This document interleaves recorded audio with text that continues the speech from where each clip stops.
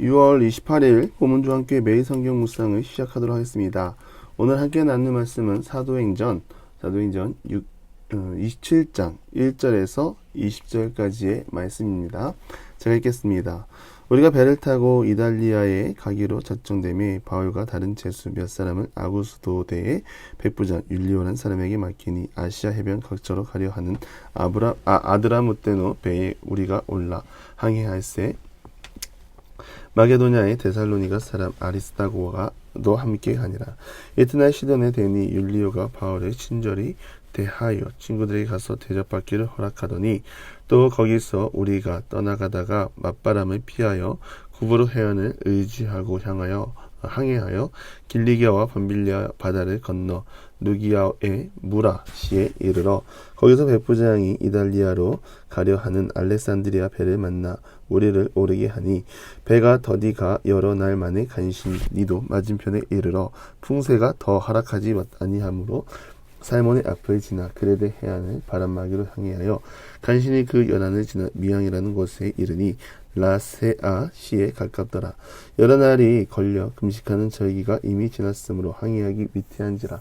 바울이 그들을 권하여 말하되 여러분이여 내가 보니 이번 항해가 화물과 배만 아니라 우리 생명에도 타격과 많은 손해를 끼치리라 하되 백부장이 선장과 선주의 말을 바울의 말보다 더 믿더라.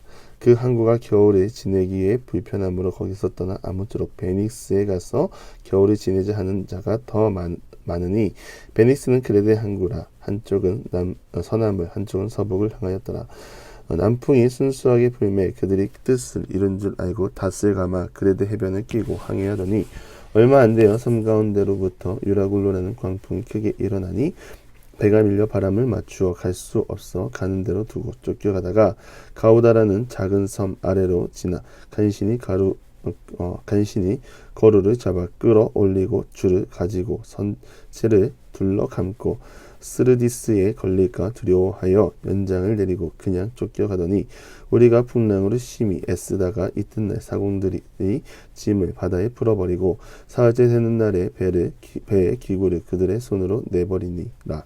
여러 날 동안 해도 별도 보이지 아니하고 큰 풍랑이 그대로 있음에 구원의 여망마저 없어졌더라. 아멘. 바울이 이제 그토록 가고자 했던 로마 여정이 시작됩니다. 그런데 이 여정의 시작에 앞서 바울이 지금 어디에 있습니까? 2년 동안 감옥에 갇혀 있는 것입니다. 분명히 예루살렘으로 가서 그동안의 사역을 보고하고 이제 로마로 가야 한다고 말했는데 뜻하지 않게 동족으로부터 고소고발을 당하고 바울을 보호하기 위해 감옥에 가는 것이죠. 그런데 그 기간이 2년입니다. 믿는 우리가 봐도 바울의 계획은 선했고 하나님 또한 바울의 로마행을 인정했습니다. 그리고 그 길을 위해서 하나님은 길을 열어주시고 탄탄대로로 이끌어 주시면 좋겠지만 그렇지 않은 현실을 봅니다. 그렇다면 바울도 의심해봐야 되는 것이 사실이죠. 이게 맞는 것인가? 내가 이렇게 감옥에 갇힐 일인가? 제가 왜 같은 맥락을 반복해서 말씀드립니까?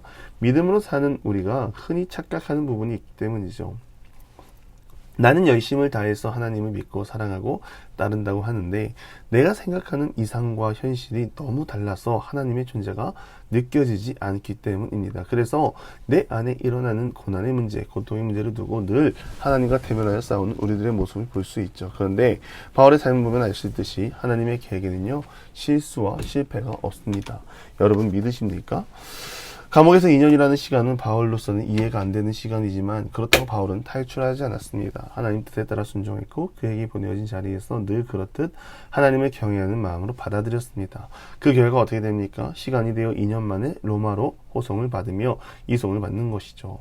계획은 하나님 안에 있습니다. 하나님이 이스라엘 백성을 사랑하시고 그들에게 예수 그리스도를 사랑으로 응답하신 것처럼 우리 또한 하나님의 계획 안에 있으니 하나님이 우리의 삶을 이끌어 주시고 인도하십니다. 여러분 우리는 이 확신에서 벗어나지 않기를 바랍니다. 하나님은 늘 우리와 함께 하시고 목적하고 계획하는 바를 이루십니다. 그래서 여기서 중요한 것, 하나님 나라를 향한 바른 목적과 비전을 가지고 있어야 합니다.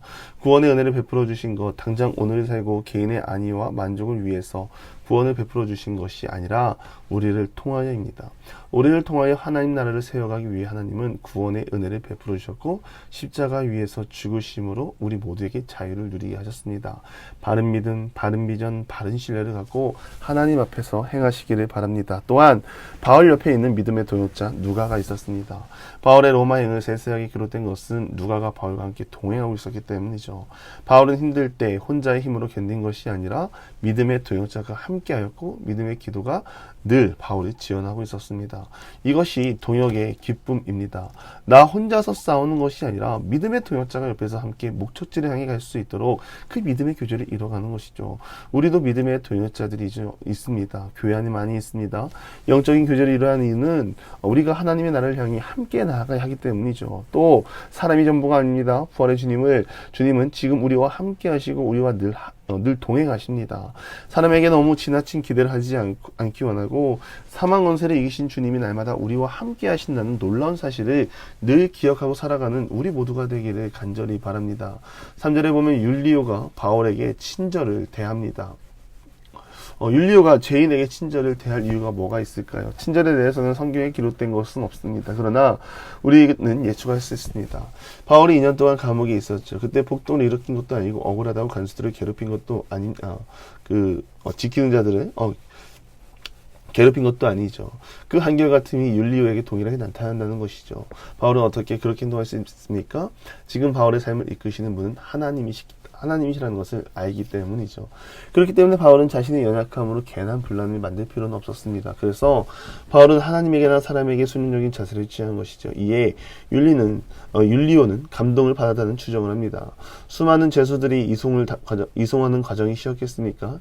예전에 대학 선배 중에 교정관이 있었습니다. 죄수를 만나면 큰 충격을 받는다고 합니다. 겁을 주고 협박을 하고 나가서 만나면 너를 해칠 것이라고, 조직에 속한 자는 우리 애들이 보낼 거라고, 그런 말을 듣고 나면 그날은 기분이 안 좋다고 하고 잠도 안 온다고 합니다. 아마 율리오가 경험했던 죄수는 다 그랬을 것입니다. 그러나 바울은 그렇지 않고 순종적이며 그동안 봐왔던 죄수와는 전혀 다른 모습입니다. 그래서 이제 율리오는 바울에게 친절을 베풀죠. 그 친절이 친구들에게 가서 대접받기를 허락한다라고 합니다. 여러 가지 견해가 있으나 그중 하나는 스데반의 순교 후 예루살렘의 박해로 인해 흩어진 자들이라고 추측을 합니다. 이들은 흩어진 곳에서도 바울에 관한 소식을 알았고 그 소식을 듣는 중에 바울이 방문한 것이고 또 그 안에서 믿음의 교제가 일어난 것입니다. 여러분, 이것이 무엇입니까? 하나님 안에 있다면 다 만납니다. 선교지만 나가보십시오. 한 다리 건너 다 압니다. 다 알고요. 또 10년, 20년 전 다 같은 장소에 있었고 믿음의 흔적들로 인해서 영적인 연결고리가 생기는 것이죠. 이것이 영적인 교제의 장점입니다. 이동 중에 바울은 뜻하지 않게 보상도 받고 동역자들도 만나고 은혜들이 있습니다.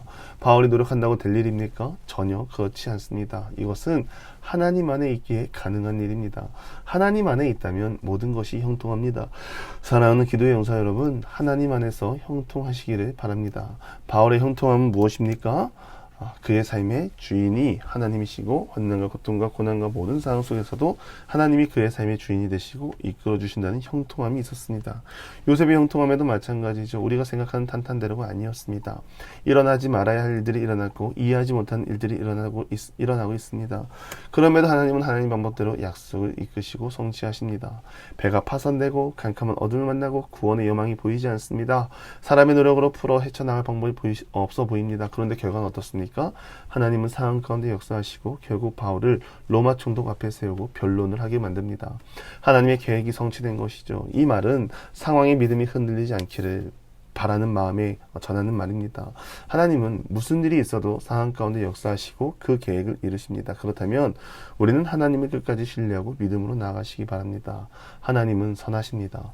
선하시는 하나님은 지금도 우리와 함께 하시고 사도행전의 역사를 함께 하셨던 것처럼 지금 우리의 삶 속에서도 함께 하시고 사도행전 28장을 넘어서 29장을 써내려 가십니다.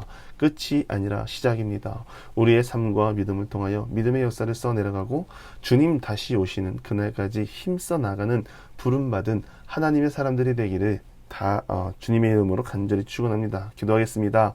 하나님, 우리가 주님의 나라를 보고 나아갑니다. 우리 가운데 늘 동행하여 주시고 하나님이 품으신 선한 계획이 주님 뜻 안에서 온전히 이루어지는 역사를 보게 하시고 그 과정이 고통일지라도 믿음으로 참고 인내하여 영광에 이르는 우리 모두가 다 되게 하여 주시옵소서. 예수님의 이름으로 기도드리며 이제는 우리 구주 예수 그리스도의 은혜와 하나님의 극진하신 사랑하심과 성령의 감화, 감동, 교통하심이 믿음으로 살아가고 사도행전 29장을 써내려가기 원하는 우리 사랑하는 보문종의 모든 기도의 용사 위에 이제로부터 영원토록 함께 하시기를 간절히 축원하옵나이다. 아멘.